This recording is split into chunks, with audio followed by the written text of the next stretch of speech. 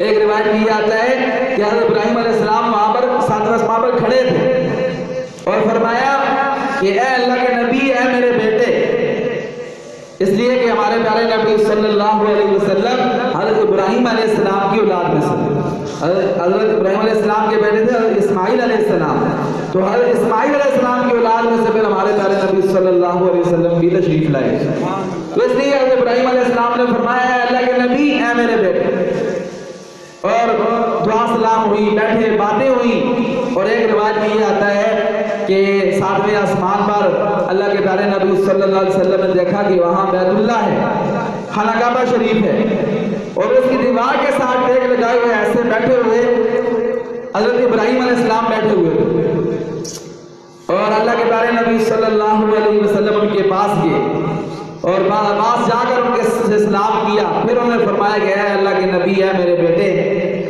تو اس میں یہ سبق دینا مقصد تھا کہ رشتوں کی قدر سمجھانی مقصود تھی کہ دیکھیں بے شک بیٹا جو ہے وہ نبی کے درجے کو بھی پہنچ جائے، پھر بھی والد کی قدر اپنی جگہ ہے۔ حضرت ابراہیم علیہ السلام حضور صلی اللہ علیہ وسلم کے آباء و اجداد میں سے آتے ہیں، تو اس لیے فرمایا ادب سمجھانا مقصد تھا کہ ٹھیک ہے ہمارے پیارے نبی صلی اللہ علیہ وسلم کو اللہ نے سارے نبیوں کا امام بنا دیا ہے، لیکن پھر بھی جن کا رتبہ بڑا ہو ان کے سامنے ادب سے بیٹھنا چاہیے۔ تو میرے محترم سامعین، پھر اللہ تعالیٰ قرآن پاک میں فرماتے ہیں کہ لِنُرِيَهُ مِنْ آيَاتِنَا، ہم نے اپنے پیارے نبی صلی اللہ علیہ وسلم کو آسمانوں پر کیوں بلایا، معراج کا سفر کیوں کرایا؟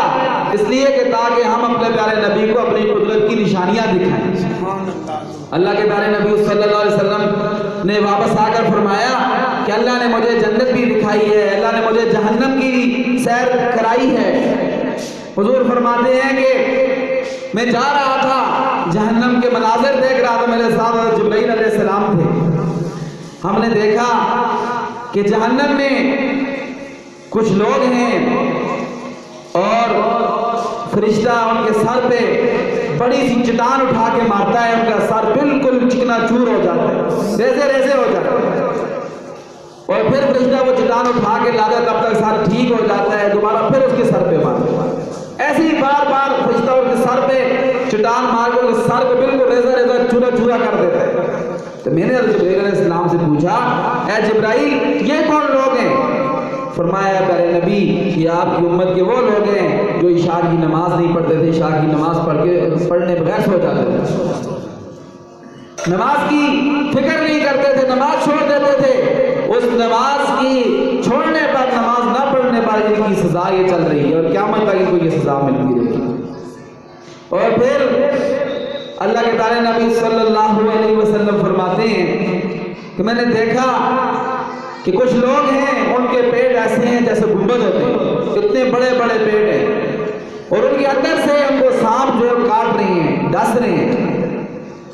تو میں نے پوچھا کہ اے اللہ کے نبی یہ کون لوگ ہیں؟ فرمایا میں نے پوچھا جبرائیل علیہ السلام سے جبرائیل یہ کون لوگ ہیں؟ تو جبرائیل علیہ السلام نے فرمایا پیارے نبی جی یہ آپ کی امت کے سود خور لوگ ہیں جو دنیا میں سود کھاتے تھے، یہ ان کی سزا ہے۔ پھر حضور فرماتے ہیں میں نے دیکھا کہ ایک بڑا سا تندور ہے، بہت بڑا، وہ انگاروں سے بھرا ہوا ہے، اور کچھ میری امت کے مرد اور عورتیں وہ تندور کے اندر انگارے ہیں، وہ انگارے ان کو ایسے اوپر لاتے ہیں، لا لا بالکل جو تندور کا منہ ہے اس تک لے آتے ہیں، اور پھر یکدم وہ انگارے بیٹھ جاتے ہیں نیچے، یکدم بیٹھ کے وہ پھر تہ میں چلے جاتے ہیں، انگاروں بالکل نیچے چلے جاتے ہیں تندور میں۔ بار بار ایسے ہوتا ہے، انگاروں کو اوپر لگ جلاتے جلاتے اوپر لے کر آتے ہیں، پھر اٹھا کے پھر نیچے جو ہے مارتے ہیں، بیٹھ جاتے ہیں انگارے ایسے۔ تو میں نے پوچھا اللہ کے نبی یہ کون لوگ ہیں؟ اور یہ بھی حضور نے فرمایا کہ وہ مرد اور عورت بالکل ننگے تھے، اور ایسے آگ میں ان کو سزا دی جا رہی تھی۔ تو میں نے پوچھا جبرائیل علیہ السلام سے جبرائیل یہ کون لوگ ہیں؟ تو جبرائیل علیہ السلام نے فرمایا پیارے نبی یہ آپ کی امت کے زنا کرنے والے مرد اور زنا کرنے والی عورتیں، زانی مرد اور زانی عورتیں ہیں جو دنیا میں گناہ کرتے تھے، بدکاریاں کرتے تھے، زنا کرتے تھے، یہ ان کی سزا ہے۔ اور ایک روایت میں یہ بھی آتا ہے کہ پیارے نبی صلی اللہ علیہ وسلم نے دیکھا کچھ لوگوں کو الٹا لٹکایا ہوا ہے، الٹا لٹکائے ہوئے ہیں. پوچھا یہ کون ہے؟ فرمایا یہ بھی آپ کی امت کے بدکار اور زناکار لوگ ہیں. اور ایک روایت میں آتا ہے پیارے نبی صلی اللہ علیہ وسلم نے اسی سفر میں جب حضرت جبرائیل علیہ السلام آپ کو جہنم کی سیر کرا رہے تھے تو حضور صلی اللہ علیہ وسلم نے دیکھا ہے کچھ لوگ ایسے ہیں کہ ان کے سامنے حلال رزق پڑا ہوا ہے اور ساتھ ہی میت مردار پڑا ہوا ہے، تو وہ اس حلال کو نہیں کھا رہے، میت اس مردار کو کھا رہے ہیں. تو پوچھا کہ یہ کون لوگ ہیں؟ فرمایا یہ آپ کی امت کے غیبت کرنے والے مرد اور عورتیں ہیں جو اپنے مسلمان بھائی اور مسلمان بہن کی غیبت کرتے تھے. اس کی سزا میں حدیث قرآن پاک میں آتا ہے نا یا یحب احدکم ان یاکل لحم اخیہ میتا، غیبت کرنا ایسے ہے کسی مسلمان بھائی کی یا بہن کی غیبت کرنا جیسے اپنے سکے مردہ بھائی کا گوشت کھانا. فرمایا اس لیے اللہ تعالیٰ کو یہ سزا دے رہی ہے. فرمایا ایک جگہ میں نے دیکھا کچھ لوگ ہیں ان کی ایسے جبڑے فرشتوں نے جیسے کینچی ڈال کے ایسے جبڑے سارے ان کے تک کاٹتے ہیں، وہ پھر ٹھیک ہو جاتے ہیں، پھر کاٹتے ہیں، پھر ٹھیک ہوتے ہیں، پھر کاٹتے ہیں. میں نے پوچھا یہ کون لوگ ہیں؟ فرمایا پیارے نبی جی یہ آپ کی امت کے فسادی خطیب ہیں جو دنیا میں لوگوں کو آپس میں لڑاتے تھے، قتل و غارت گری کراتے تھے اور فرقہ بندیوں میں لوگوں کو تقسیم کرتے تھے. یہ آپ کی امت کے فسادی خطیب ہیں. اور پھر اللہ کے پیارے نبی صلی اللہ علیہ وسلم فرماتے ہیں کہ مجھے جبرائیل علیہ السلام نے جنت کی بھی سیر کرائی. جنت کی سیر جب کرائی تو میں نے دیکھا کہ ایک حسین و جمیل خوبصورت ایک عورت ہے، سب اس نے کپڑے پہنے ہوئے ہیں، سب اس نے جوتے پہنے ہوئے ہیں، اس کے کپڑے اور جوتے بھی اللہ تعالیٰ کی تسبیح بیان کر رہے ہیں. تو میں نے جبرائیل علیہ السلام سے پوچھا اے جبرائیل یہ خاتون کون ہے؟ فرمایا یہ آپ کے غلام حضرت عمر بن خطاب رضی اللہ تعالیٰ عنہ کی جنت کی بیوی ہے. جنت کی حور جو اللہ تعالیٰ عنہ کو عطا فرمائیں گے یہ وہ ہے. اور پھر پیارے نبی صلی اللہ علیہ وسلم فرماتے ہیں جب میں جنت کی سیر کر رہا تھا تو میرے آگے آگے میرے قدموں کے آگے مجھے آواز آ رہی تھی، پاؤں کی آہٹ کی آواز آ رہی تھی. تو میں نے جبرائیل علیہ السلام سے پوچھا ہے جبرائیل یہ میرے آگے آگے آواز کس کی آ رہی ہے؟ میرے آگے نظر کوئی نہیں آ رہا لیکن آواز آ رہی ہے پاؤں کے چلنے کی. فرمایا اے اللہ کے نبی یہ آپ کے غلام حضرت بلال حبشی رضی اللہ تعالیٰ عنہ کی قدموں کی آواز ہے. تو حضرت بلال حبشی رضی اللہ تعالیٰ عنہ کو حضور جب معراج شریف سے واپس آئے فرمایا اے بلال حبشی تیرے پاؤں کی آواز تو مجھے جنت میں ہی میرے آگے آگے آ رہی تھی، تو کرتا کیا ہے، کون سا نیک عمل کرتا ہے؟ حضرت بلال حبشی سب کہتے ہیں رضی اللہ تعالیٰ عنہ فرمانے لگے کہنے لگے کہ اے اللہ کے نبی میں جب بھی وضو کرتا ہوں وضو کے بعد 2 رکعت نفل ادا کرتا ہوں، جب بھی وضو کرتا ہوں 2 رکعت نفل ادا کرتا ہوں. اس وجہ سے شاید اللہ تعالیٰ نے مجھے یہ مقام عطا فرمایا. یہ وجہ بھی تھی لیکن اور بھی بہت سی وجوہات تھی. بڑی مارے کھائی تھی، بڑی تکلیفیں سہی تھی.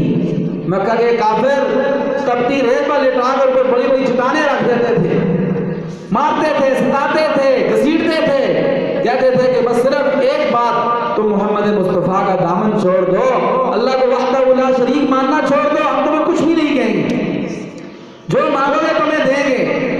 فرمایا نہیں یہ جان جا سکتی ہے لیکن حضور صلی اللہ علیہ وسلم کا ساتھ میں نہیں چھوڑ سکتا. زبان سے احد احد احد احد کہتے تھے. جب قربانیاں اتنی دی تھی اللہ کے لیے، اللہ کے نبی کے لیے، تو پھر اللہ نے چمکایا بھی ایسا کہ خانہ کعبہ کے چھت پر چڑھ کر انہوں نے اذان دی تھی. اور جنت میں حضور سے بھی آگے.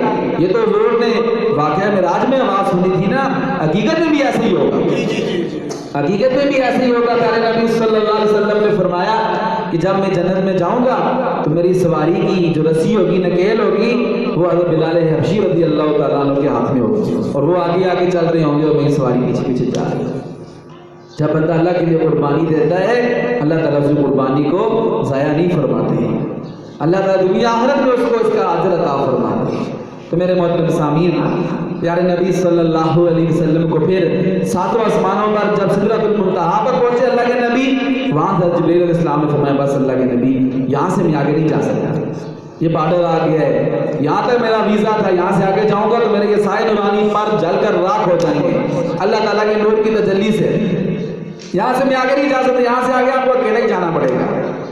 قربان جاؤں حضرت ابوبکر صدیق رضی اللہ تعالیٰ عنہ پر جب واپس آئے نا تو اللہ کے نبی نے فرمایا ایسے سفر ہوا تھا، جبریل علیہ السلام سدرۃ المنتہا تک گئے تھے، وہاں سے کہنے لگے یہاں سے میں آگے نہیں جا سکتا ہوں۔ تو حضرت ابوبکر صدیق رضی اللہ تعالیٰ عنہ نے فرمایا کاش کہ اللہ کے نبی میں آپ کے ساتھ ہوتا، میں بے شک جل کر راکھ بھی ہو جاتا لیکن پھر بھی آپ کو اکیلا نہ چھوڑتا وہاں۔ جیسے ہجرت کے سفر میں کیسی مشکلیں آئیں، تکلیفیں آئیں، لیکن حضرت ابوبکر صدیق رضی اللہ تعالیٰ نے حضور کو کندھوں پر اٹھا کر غار تک پہنچایا۔ آسان کام نہیں ہے، پہاڑ پہ بندہ ویسے نہیں چڑھ سکتے، کوئی وزن اٹھا کے چڑھنا اور پھر حضور صلی اللہ علیہ وسلم کو اٹھا کے چڑھنا۔ تو حضرت جبریل علیہ السلام نے سدرۃ المنتہا سے کہا کہ پیارے نبی یہاں سے آگے میں نہیں جا سکتا، تو پھر اللہ تعالیٰ آپ کو وہاں سے آگے لے گئے، سدرۃ المنتہا سے بھی آگے لے گئے، پھر اللہ تعالیٰ کے عرش پر اللہ کے پیارے نبی صلی اللہ علیہ وسلم کے پھر اللہ تعالیٰ سے ملاقات ہوئی، اور قرآن پاک نے اس کا نقشہ کھینچا ہے کہ اتنے اللہ تعالیٰ کے قریب ہوئے، کان قاب قوسین او ادنی، جس طرح دو کمان ہوتی ہے نا، کمان آج کل تو تیر بہت مشہور ہو گیا، ہر بندہ جانتا ہے تیر کمان کو، ایسے گول سی ہوتی ہے نا کمان جس کے اندر تیر رکھ کیسے کھینچتے ہیں، جو کمان کی دو سرے ہوتے ہیں نا ایسے گلائی ایک ایک ایسے گول ہو کے یہ دو سرے، ٹھیک ہے، ان کو قاب کہتے ہیں، اور درمیان میں یہ جو جگہ ہوتی ہے نا جو تھوڑا سا فاصلہ ہوتا ہے اس کو قوسین کہتے ہیں۔ تو فرمایا اتنا اللہ تعالیٰ یہ عربی لوگ اس وقت استعمال کرتے تھے جب دو قبیلے آپس میں صلح کرتے تھے نا تو وہ ایسے کرتے تھے، لڑائی کے بعد جب صلح ہوتی تھی دو کمانے ایسے رکھتے تھے، ایسے دو کمانے لا کے نا ایسے دونوں کو ملا دیتے تھے، ملائے کیسے کہ اب ہم دونوں مل گئے، دونوں قبیلے آئندہ ہم لڑائی نہیں کریں گے، ہماری صلح ہوگی، یعنی اتنے قریب ہو گئے جب دو کمانے ایسے مل گئی آپس میں۔ تو اللہ تعالیٰ نے اس کا نقشہ کھینچا، اللہ تعالیٰ فرماتے ہیں کہ میرے نبی میرے اتنے قریب ہو گئے جس طرح دو کمانے جو ہیں وہ آپس میں قریب ہوتی ہیں، فکان قاب قوسین، جتنا دو قوسین کے درمیان جو دو قاب کے درمیان جگہ ہوتی ہے اتنے قریب ہو گئے۔